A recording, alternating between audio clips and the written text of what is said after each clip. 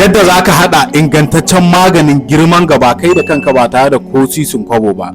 Wallahi duk wanda ya haɗa wannan maganin insha Allah sai dai ya kira ya mamu godiya.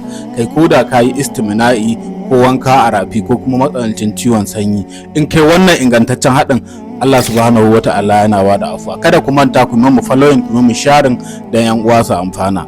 Abin da zaka nema shine zaka nemo kirfat, sannan zaka nemo ƙayar tsidahu, sannan zaka nemo man na'ana'a, sannan zaka nemo man kanamfari, sannan zaka nemo man citta, sannan zaka nemo man zaitun. In ka haɗa su, wa'annan su ne zaka haɗa ka dake ka haɗe su wuri guda da man da wa'annan sauran abubuwan, sai ka dinga shafawa ga gabanka da safe da kuma da daddare. In dai ka wannan haɗin, Allah subhanahu wata'ala yana ba da afuwa. Ga wanda ke kuma buƙatar ingantaccen haɗi namu, zai iya mamu magana, ya mamu DM, za mu ba shi haɗe da na ruwa wanda zai flushing ɗin mara da kwarkwaron gaban shi da kuma wanda zai shafa. Allah sa mu dace.